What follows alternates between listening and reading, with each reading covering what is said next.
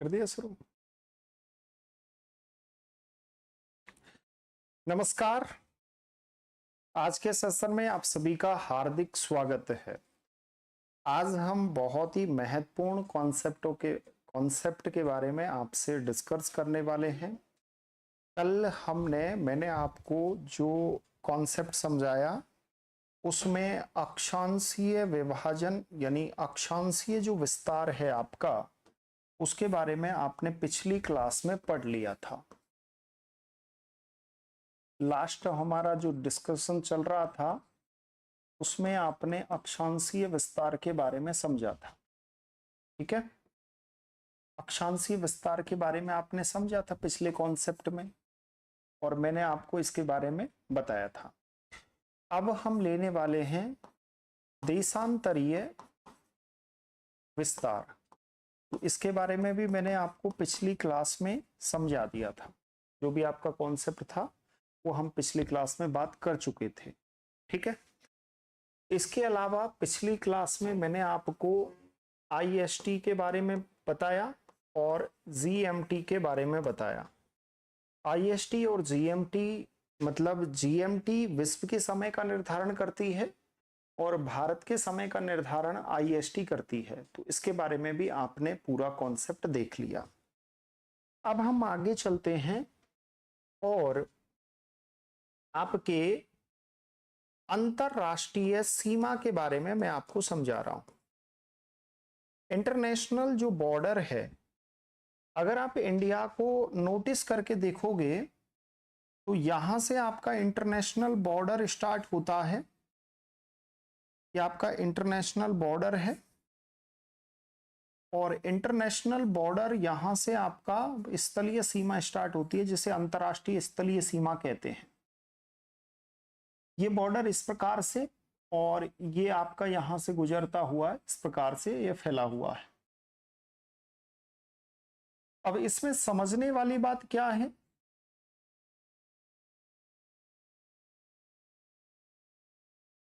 इसमें समझने वाली बात यह है डियर कि जब आप इस कॉन्सेप्ट को देखोगे तो आपको समझ आएगा कि यहां से लेकर और यहां तक ये अंतरराष्ट्रीय सीमा का बॉर्डर है, और इसे हम टेरिस्टेरियल बॉर्डर के नाम से जानते हैं। तो आपने पढ़ा होगा कि जो स्थलीय सीमा है, इस कॉन्सेप्ट के बारे में आपने बहुत अच्छे से पढ़ा होगा कि भारत की जो स्थलीय सीमा है वो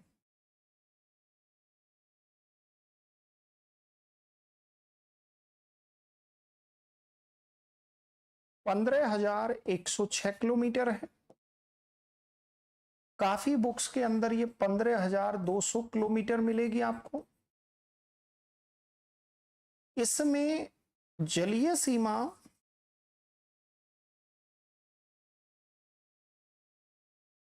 7516 किलोमीटर है।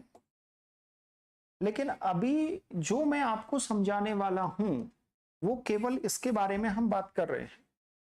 तो यानी आप समझोगे कि यहां से लेकर और यहां तक जिसका विस्तार मिलता है उसे हम अंतरराष्ट्रीय स्थलीय सीमा कहते हैं, यानी इसके आसपास भारत के पड़ोसी देश हैं।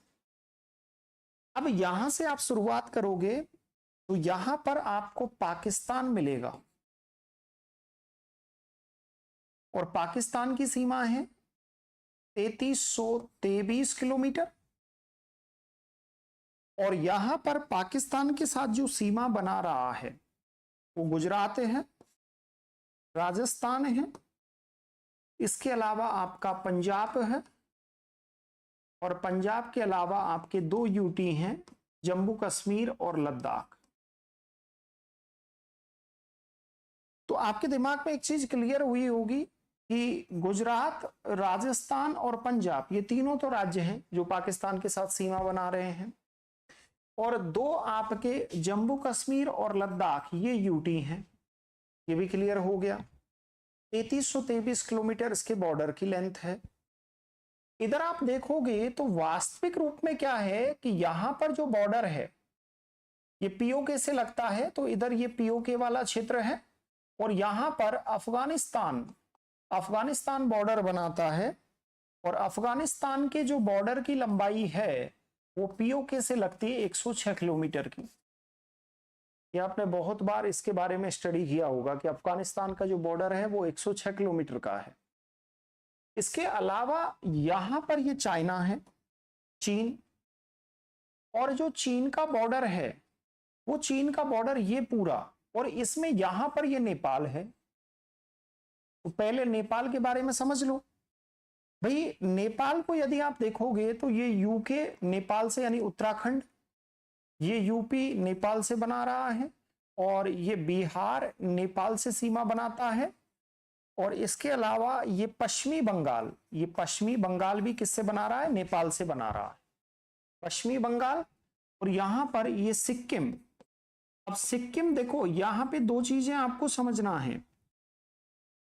जब मैंने यहां पे इस पे भी गोला किया और इस पे भी गोला किया, तो उत्तराखंड और सिक्किम दो ऐसे भारत के स्टेट हैं जो नेपाल से भी सीमा बनाते हैं और जो किससे सीमा बना रहे हैं? चीन से भी सीमा बना रहे हैं। अब नेपाल और चीन के जो बॉर्डर की लेंथ है, जैसे नेपाल के बॉर्डर की लेंथ है 1751 किलोमीटर, 1751, और ये 3488 किलोमीटर बॉर्डर किसका है? चाइना का, जो भारत के साथ लगा हुआ है। चाइना के बॉर्डर की लेंथ कितनी है? 3488 किलोमीटर। इसके अलावा यहां पर आपका नेपाल है, नेपाल, वो भूटान, नेपाल नहीं भूटान। अब बात यह है कि सर भूटान के साथ कौन सीमा बनाएगा? देखो भूटान के साथ ये वेस्ट बंगाल है ना, ये वाला जो क्षेत्र है ये पूरा वेस्ट बंगाल का है। तो ये वेस्ट बंगाल इधर को नेपाल के साथ बनाता है और इधर की तरफ ये भूटान के साथ सीमा बनाता है। इधर ये जो सिक्किम वाला क्षेत्र है ये वाला, तो ये भूटान से लगता है। एक यहां पर असम है, तो असम भी भूटान से बना रहा है, और एक यहां पर अरुणाचल प्रदेश है। अब एक चीज आप समझना, फिर से दोबारा से मैं आपको समझाना चाहता हूं कि ये अरुणाचल प्रदेश है, ये भूटान से भी सीमा बनाता है, ये चाइना से भी सीमा बना रहा है, और ये इधर म्यांमार से भी सीमा बना रहा है। तो यानी ये चीज आपको क्लियर होनी चाहिए पहले से। इसके अलावा जो आपका पश्चिमी बंगाल है वो नेपाल से भी बना रहा है, भूटान से भी बना रहा है। तो पश्चिम बंगाल पे गोला कर देता हूं, यानी यहां तक आपको समझ आया। अब देखो इधर की तरफ आपका म्यांमार है, और म्यांमार के बारे में आप सभी जानते ही होंगे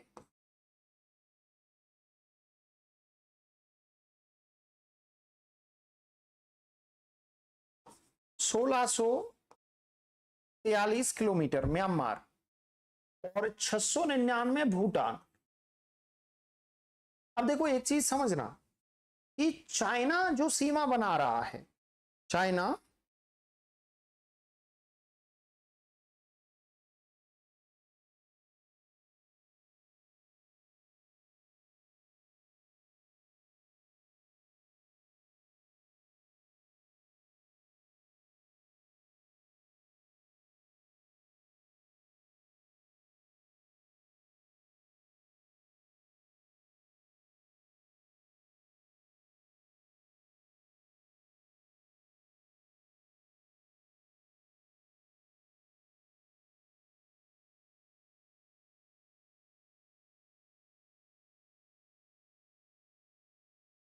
अब देखो चाइना जो सीमा बना रहा है ये हिमाचल से बनाता है। एक तो लद्दाख, लद्दाख तो हो गया यूटी, भाई लद्दाख तो क्या है? यूटी है। तो यूटी के अलावा हिमाचल, उत्तराखंड, सिक्किम और अरुणाचल प्रदेश, यानी 4 राज्य और एक केंद्र शासित प्रदेश। क्लियर हो गया भाई? लद्दाख के अलावा ये किस किस से बना रहा है? तो हिमाचल प्रदेश, उत्तराखंड, सिक्किम और अरुणाचल प्रदेश। म्यांमार की लेंथ मैंने इतनी बताई है, लेकिन यहां पे समझने वाली बात यह है कि अरुणाचल प्रदेश के अलावा कौन कौन है? तो अरुणाचल प्रदेश के अलावा नागालैंड है, नागालैंड के अलावा मणिपुर है, और मणिपुर के अलावा मिजोरम है। देखिए आपकी स्थलीय सीमा कैसे क्लियर हो गई भाई। जब आप पाकिस्तान के बारे में पढ़ोगे तो 3323 किलोमीटर कौन कौन से बना रहे? गुजरात, राजस्थान, पंजाब, और 2 राज्य, 2 के यूटी हैं, एक जम्मू कश्मीर और लद्दाख। ये लद्दाख, ये जो पीओके वाला क्षेत्र है अफगानिस्तान से बना रहा है, और चाइना के साथ लद्दाख यूटी बना रहा है। इसके अलावा हिमाचल, उत्तराखंड, सिक्किम और अरुणाचल प्रदेश। ये नेपाल 1751 है, लेकिन उत्तराखंड, यूपी, बिहार, पश्चिमी बंगाल और सिक्किम 5 राज्य बना रहे हैं। इसके अलावा भूटान के साथ सिक्किम तो है ही, पश्चिमी बंगाल, असम और अरुणाचल प्रदेश। ये अरुणाचल प्रदेश 3 राज्यों से बनाता है, एक चाइना से, एक भूटान से, एक म्यांमार से। और इधर आइएगा आप नीचे की तरफ, ये आपका बांग्लादेश है। कौन सा है? बांग्लादेश। अब बांग्लादेश की सीमा की लंबाई है 4096 किलोमीटर। इतना आपको समझ आया? सुनिए मेरी बात, यहां ये मिजोरम तो बनाएगा, यानी मिजोरम पे हम गोला कर देते हैं। इसके अलावा यहां पर त्रिपुरा है। कौन सा है? त्रिपुरा। और त्रिपुरा के अलावा इसके जस्ट ऊपर जाओगे तो ये आपका असम है, वो मेघालय है, यानी त्रिपुरा, मेघालय। मेघालय भी इससे बॉर्डर बना रहा है। इसके अलावा ये असम है, असम भी बना रहा है, और पश्चिमी बंगाल। यानी 5 ऐसे राज्य हैं, मिजोरम, त्रिपुरा, मेघालय, असम और पश्चिमी बंगाल, जो किससे सीमा बना रहे हैं? बांग्लादेश से। सबसे लंबा जो बॉर्डर है वो बांग्लादेश का है। किसका है? सबसे लेंथ वाला जो बॉर्डर है वो बांग्लादेश का है। तो अब यहां से ये आपको समझ आ गया। यहां से 2-3 प्रकार के आपके एग्जाम में क्वेश्चन बनते हैं। पहली टाइप का जो क्वेश्चन बनता है वो ये बनता है डियर, कि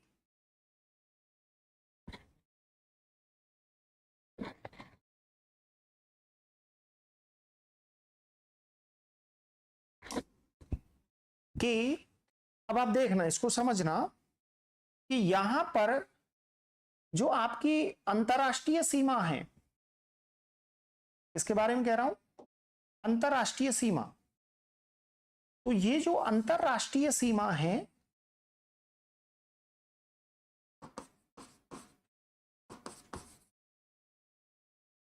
इंटरनेशनल बॉर्डर, ये इंटरनेशनल बॉर्डर में लंबाई के आधार पर, ये क्वेश्चन एग्जाम में बहुत बार आपसे पूछा गया है कि लंबाई के आधार पर, बेसिस ऑफ लेंथ। तो बेसिस ऑफ लेंथ के अगर आप देखोगे यहां पर, तो आपको एक चीज समझ आएगी कि सबसे लंबा बॉर्डर किसका है। एक तो आपको यह पता होना चाहिए भाई, सबसे लंबा बॉर्डर किसका है? बांग्लादेश का। तो बांग्लादेश सबसे ऊपर आएगा। बांग्लादेश से छोटा बॉर्डर किसका है? चीन का, चाइना। चाइना से छोटा बॉर्डर किसका है? पाकिस्तान का। पाकिस्तान से छोटा बॉर्डर किसका है? नेपाल का। नेपाल से छोटा बॉर्डर किसका है? भूटान का। वो नेपाल, और नेपाल से छोटा म्यांमार का। म्यांमार से छोटा बॉर्डर भूटान का, और भूटान से छोटा बॉर्डर किसका है? अफगानिस्तान का।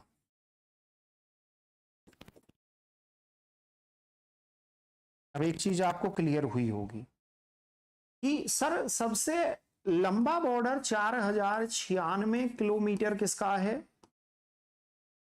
बांग्लादेश का। उससे छोटा बॉर्डर 3488 किलोमीटर किसका है? चाइना का। 3323 किलोमीटर बॉर्डर किसका है? पाकिस्तान का।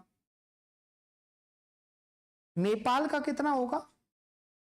1751 किलोमीटर।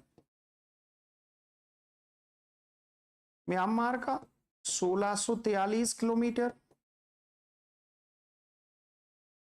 699 किलोमीटर। अफगानिस्तान का 106 किलोमीटर।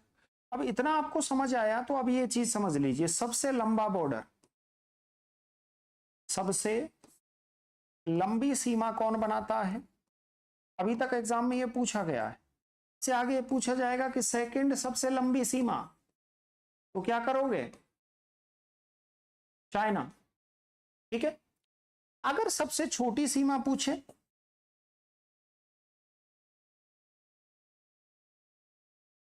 जितनी भी टाइप के क्वेश्चन बनेंगे वो साथ में बता रहा हूं, तो अफगानिस्तान।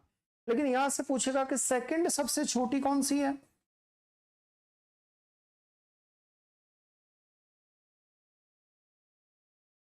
तो सेकंड सबसे छोटा जो बॉर्डर है वो याद रखना भूटान का है। किसका है? भूटान का। तो ये चीज आपको क्लियर हुई। यहां से एक और आपसे क्वेश्चन पूछ सकता है कि बताओ लेंथ के आधार पर अवरोही क्रम, तो अवरोही में बड़े से छोटा और आरोही में क्या करोगे? छोटे से बड़ा। तो ये दोनों क्रम भी आपसे पूछे जा सकते हैं। ये क्लियर हुआ आपके? चलो नोट करो। तो यहां पर आपको दो चीजें मैंने समझाई कि अगर कोई बॉर्डर का ऐसा कोई क्वेश्चन आ जाए पड़ोसी राज्यों का, तो इसको चुटकियों में आप सोल्व कर सकते हो, इसमें कुछ ज्यादा लेना देना नहीं है। तो यहां तक आपको ये चीजें क्लियर हुई। तो सबसे पहले इस इमेज को बना लो, यहां से लेकर यहां तक इसकी जो लेंथ है वो 15,200 किलोमीटर है। ये जरूर याद रखना, ठीक है।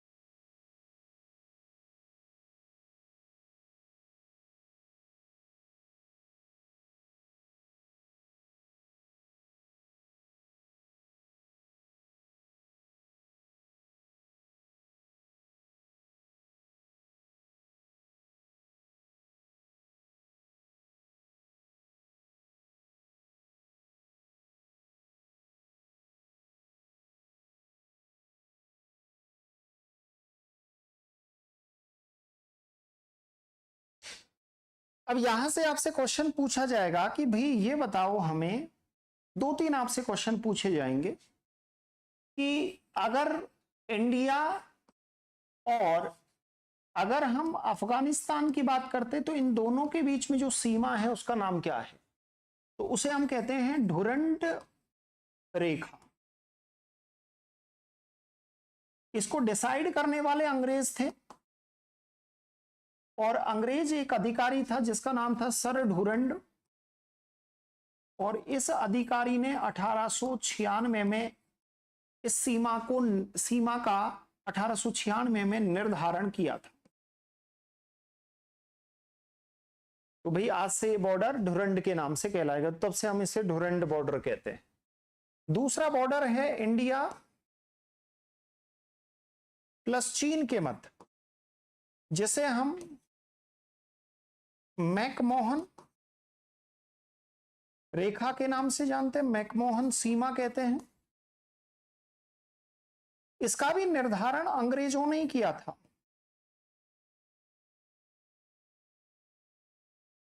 सर मैकमोहन नाम का एक अंग्रेजी अधिकारी था। इस अंग्रेजी अधिकारी ने 1914 में निर्धारण किया था।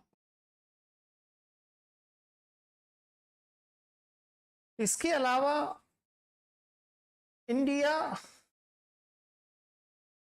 प्लस पाकिस्तान के मध्य जो बॉर्डर था उसे रेड क्लिप बॉर्डर कहते हैं। रेड क्लिप रेखा कह दो, बॉर्डर कह दो, एक ही बात है। और इसको भी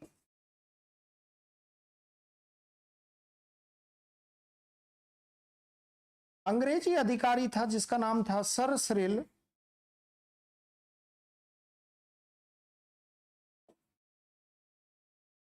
रेड क्लिप।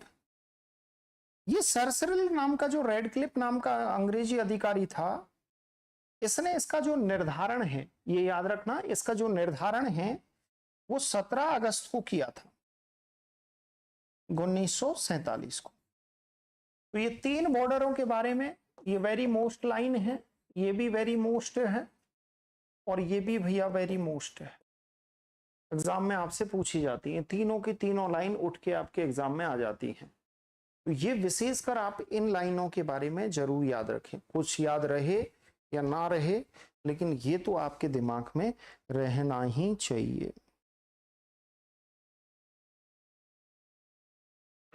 अब देखिएगा, आगे हम बात करते हैं यानी मेरीन बॉर्डर के बारे में। और मेरीन जो बॉर्डर है उसके बारे में आपको बताता हूं।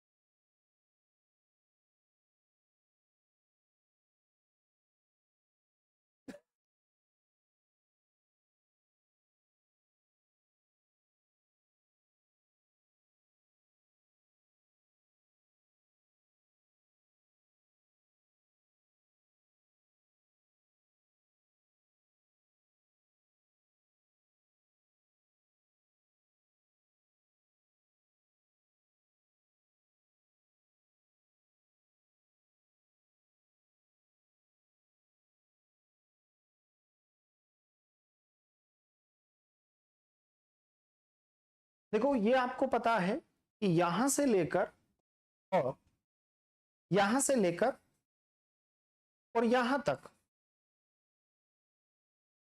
ये इंडिया का पूरा मेरीन पार्ट है, यानी दोनों तरफ आपके सामुद्रिक भाग हैं, जिसमें इधर की तरफ आपका अरब सागर है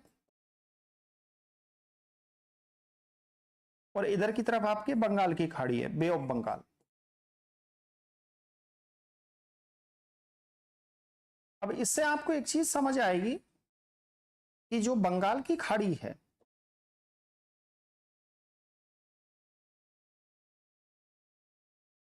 ये आपका हिंद महासागर है।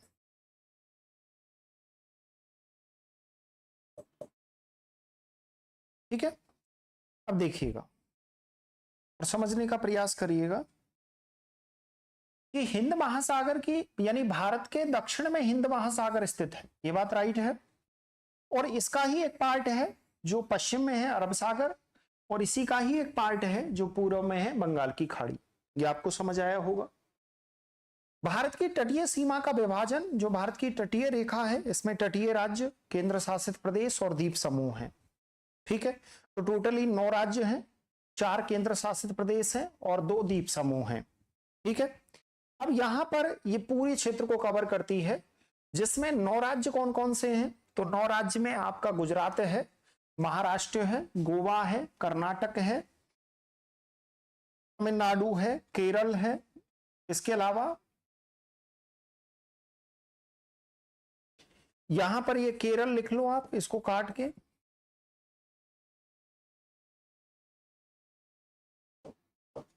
यहां पे केरल लिख लो, ये आप तमिलनाडु कर लो, ये आंध्रा कर लो, आंध्रा देखो ये रहा, इसको काट दो। आंध्र के बाद ये ओडिशा है और ये आपका आंध्र प्रदेश, ओडिशा। अरे ये क्या कर दिया? देखो पहला आपका, मैं आपको वैसे ही बता देता हूं, फर्स्ट नंबर पे आपका गुजरात है, गुजरात के बाद महाराष्ट्र, महाराष्ट्र के बाद गोवा, गोवा के बाद आपका कर्नाटक, कर्नाटक के बाद नंबर 5 पे आपका केरल, केरल के बाद नंबर 6 पे आपका तमिलनाडु, नंबर 7 पे आपका आंध्रा, नंबर 8 पे आपका ओडिशा और नंबर 9 पे आपका वेस्ट बंगाल। तो ये 9 राज्य हैं, इसके बारे में आप याद रखना। अगर हम पश्चिमी तट अरब सागर की तरफ देखें तो अरब सागर से सीमा बनाने वाले राज्य कौन कौन से हैं? तो ये आपके गुजरात, महाराष्ट्र, केरल, कर्नाटक और वो गोवा, कर्नाटक और केरल, ये अरब सागर से बनाते हैं 5 जो पश्चिम की ओर हैं। बंगाल की खाड़ी से सीमा बनाने वाले तो सबसे ऊपर वेस्ट बंगाल है, उसके नीचे ओडिशा है, देखो इधर मैप में ओडिशा, ओडिशा के बाद आंध्र प्रदेश और तमिलनाडु, यानी 4 राज्य पूर्वी तट से सीमा बना रहे हैं बंगाल की खाड़ी से। इसके अलावा अब देखो टोटली आपके कितने हो गए? 9 राज्य हो गए। उत्तर से दक्षिण, अगर आपसे पूछा जाए कि उत्तर से दक्षिण क्रम क्या होगा, तो याद रखना हमेशा पहले अगर आप शुरू करोगे वेस्ट पार्ट में तो गुजरात आएगा, फिर महाराष्ट्र आएगा, फिर गोवा आएगा, फिर केरल, वो कर्नाटक आएगा, फिर केरला आएगा।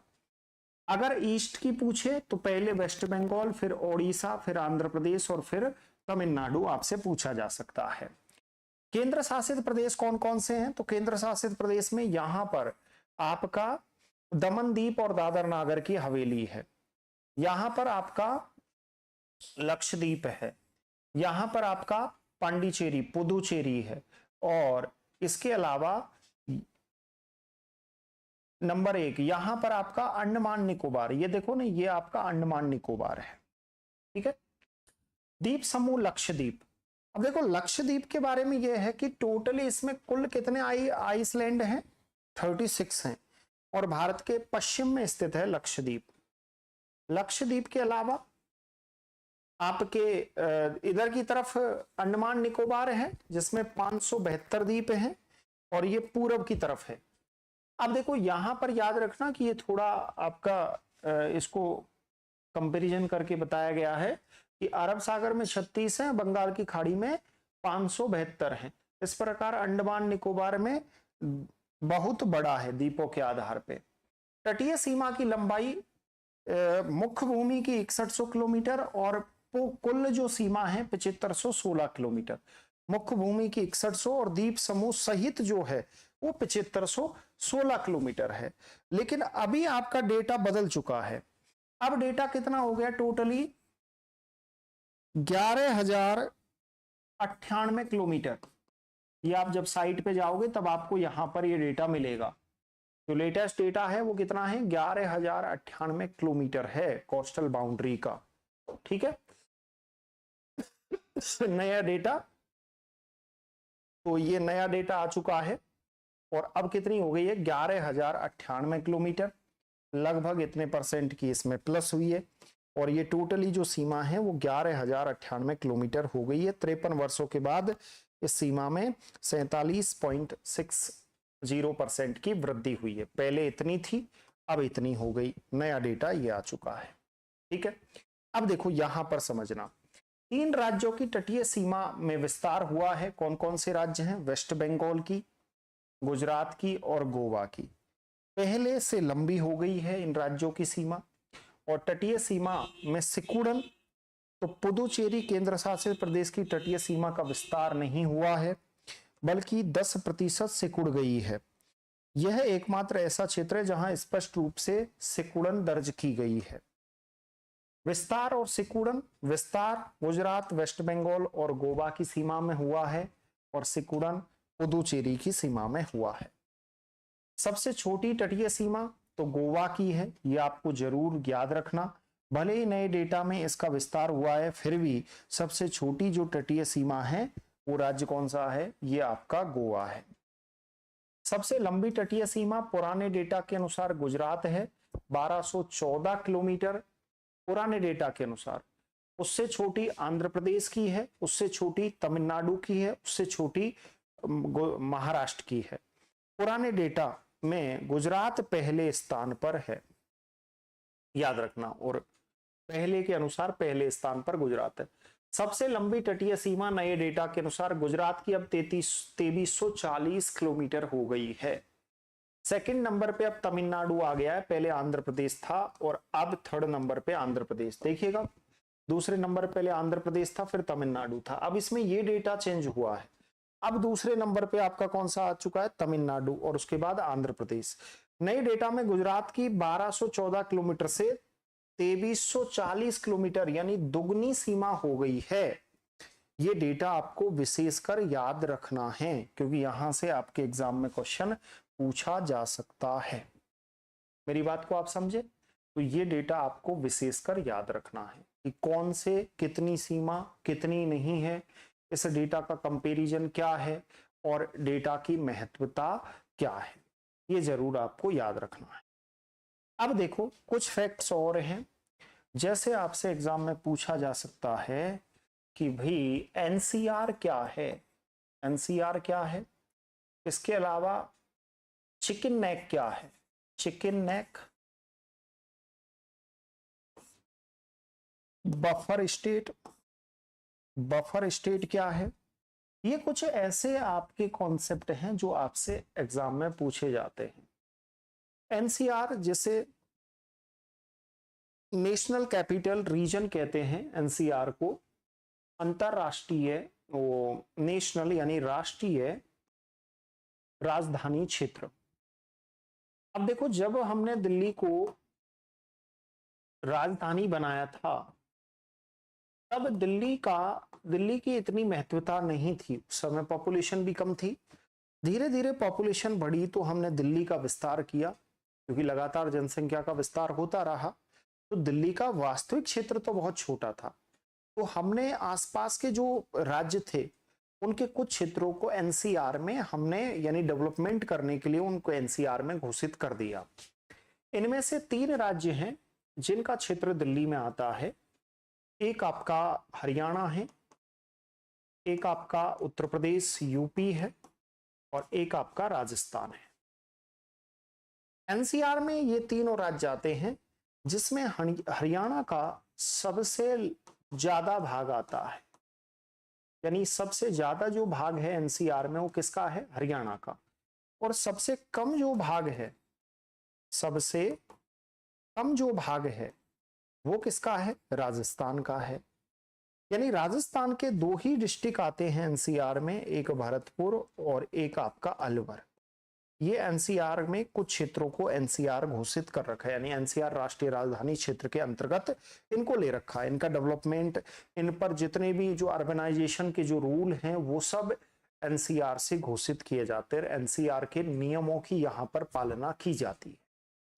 दूसरा पार्ट क्या है? चिकन नेक है। ये अभी एक बहुत बड़ा एक मुद्दा भी है, और एग्जाम की दृष्टि से अगर हम देखें तो आने वाले समय में इसमें से क्वेश्चन बन सकता है। क्योंकि हाल ही में क्या है, वेस्ट बंगाल में सरकार परिवर्तित हुई है, और निश्चित तौर पे अगर जहां सरकार चेंज होती है तो वहां पर सिस्टम की नजर तो जाती है। अगर हम देखें कि भाई एनसीआर, तो एनसीआर की कहानी ये है कि भाई आपका जो एनसीआर क्षेत्र है वो तो मैंने आपको बता दिया कि भाई एनसीआर का अपना एक विस्तार हुआ है, और इस विस्तार के तहत अब दूसरी बात समझिएगा।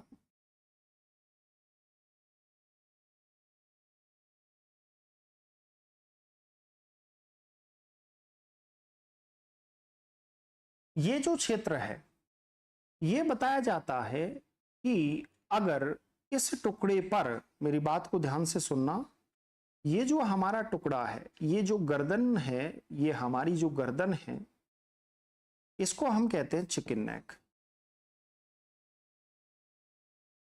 चिकन किसकी बनती है? मुर्गे की। तो नेक यानी क्या है? गर्दन। तो ये बहुत कम चौड़ाई वाला टुकड़ा है। इसके बारे में एविडेंस दिया जाता है कि 22 किलोमीटर चौड़ा है ये।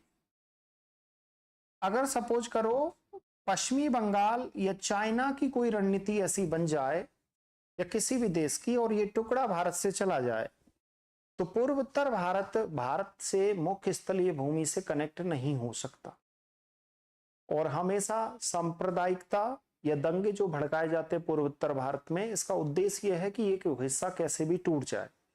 तो मुख्य भारत को पूर्व उत्तर भारत से जोड़ने वाला वेस्ट बंगाल का जो ये टुकड़ा है, इसे हम चिकन नेक कहते हैं। तो मुख्य भारत को, यानी ये मुख्य भारत है, और मुख्य भारत को ये पूर्व उत्तर भारत से जोड़ता है, और पूर्व उत्तर भारत से जोड़कर ये पूरी अपनी एक पृष्ठभूमि तैयार करता है। इस टुकड़े को हम चिकन नेक कहते हैं। एक चीज और मैंने आपको बताई थी, बफर स्टेट। दूसरा कॉन्सेप्ट था बफर स्टेट। सर ये बफर स्टेट का कॉन्सेप्ट क्या है? बफर स्टेट का प्यारे बच्चों कॉन्सेप्ट ये है कि ये जो नेपाल है और यहां पर ये भूटान है, ये 2 विशाल स्थल खंडों के बीच में है, यानी चीन और इंडिया में। जब विशाल स्थल खंडों के बीच में छोटे स्थल खंडों की अवस्थिति हो तो उसे हम कहते हैं क्या? Buffer state. ये विशेषकर आपको याद रखना है, उसे हम क्या कहते हैं? उसे हम बफर स्टेट कहते हैं। तो चिकन नेक आपको समझ आया, एनसीआर आपको समझ आया, बफर स्टेट आपको समझ आया। इसमें से भर भर के क्वेश्चन आते हैं। अब कुछ क्वेश्चन आपसे एग्जामिनर यहां से देता है, जो अभी मैं आपको कॉन्सेप्ट बताने वाला हूं, यहां से एग्जामिनर आपके लिए भर भर के क्वेश्चन देता है।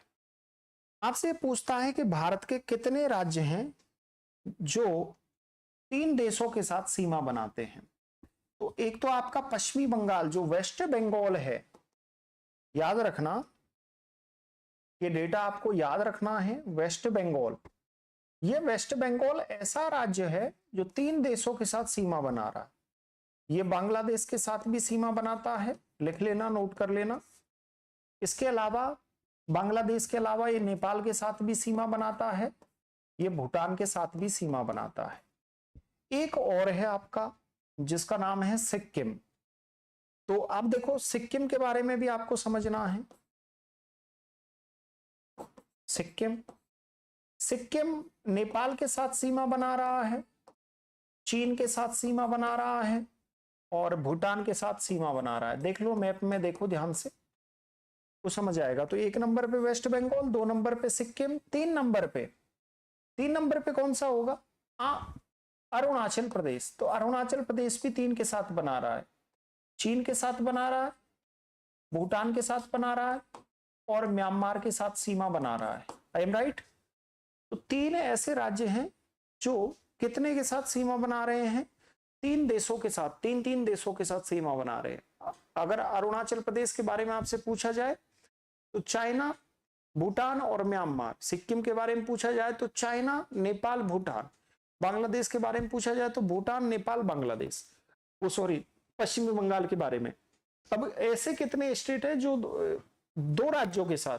तो एक तो असम बनाता है, असम आपका भूटान और बांग्लादेश के साथ सीमा बनाता है। एक असम याद रख लेना, एक मिजोरम याद रख लेना, क्योंकि मिजोरम इधर की तरफ बांग्लादेश, इधर की तरफ म्यांमार के साथ सीमा बना रहा है।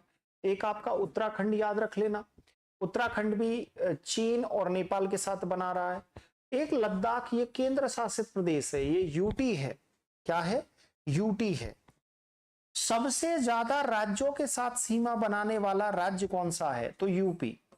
सबसे ज्यादा राज्यों के साथ सीमा बनाने वाला राज्य कौन सा है? तो इसका दिमाग में क्लियर कर लेना, इसमें कोई डाउट नहीं होना चाहिए।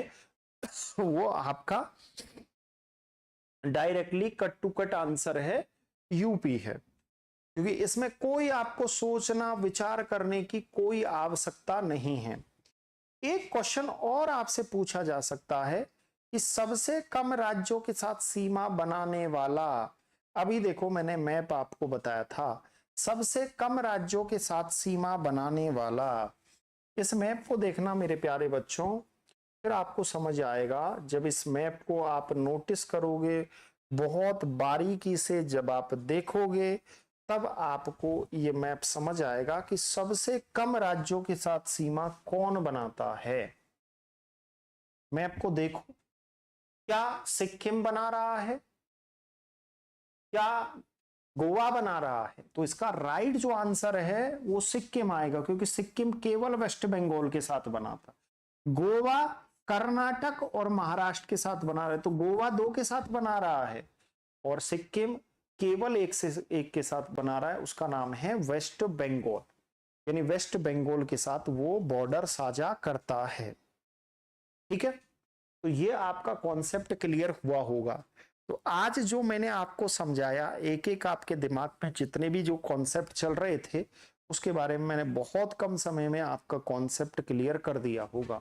ठीक है, तो ये कुछ डेटा मैंने आपको बताया। जलीय सीमा के बारे में भी मैंने आपको बता दिया। ठीक है, तो यहां तक आपका क्लियर हुआ होगा डेटा, एक एक चीजें आपको समझ आई होंगी। यहाँ पर इंटरनेशनल वो जो बॉर्डर है ये भी मैंने आपको समझा दिया, राज्यों के बारे में भी मैंने आपको समझा दिया। तो यहाँ से आपको बहुत सारी चीजें सीखने को मिली होंगी। तो हमने इस क्लास में क्या क्या मैंने आपको क्लियर करवा दिया है, अगर एग्जाम की दृष्टि से आप देखोगे तो आपके बहुत सारे कॉन्सेप्ट क्लियर हुए होंगे। पहला कॉन्सेप्ट तो मैंने आपको यहाँ पर यही क्लियर करवाया कि आपके भारत का क्षेत्रफल के बारे में मैंने आपको बताया। क्षेत्रफल के बाद स्थिति के बारे में मैंने आपको बताया। स्थिति के बाद विस्तार के बारे में मैंने आपको बताया। विस्तार के बाद सीमा के बारे में मैंने आपको बताया। सीमा में आप स्थलीय और जलीय दोनों सीमाएं आप पढ़ चुके हो। स्थलीय और जलीय दोनों सीमा आप पढ़ चुके हो।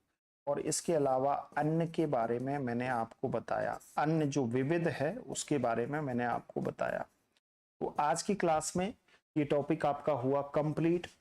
अब जो हम नेक्स्ट क्लास में पढ़ेंगे वो पढ़ेंगे भारत का भौतिक विभाजन। भारत का भौतिक विभाजन।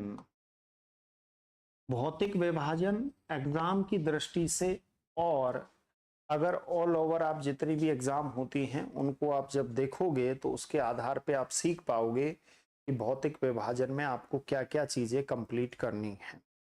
ठीक है, फिर आपसे मुलाकात करेंगे हम नेक्स्ट क्लास में। थैंक यू सो मच, आप सभी जुड़े, धन्यवाद।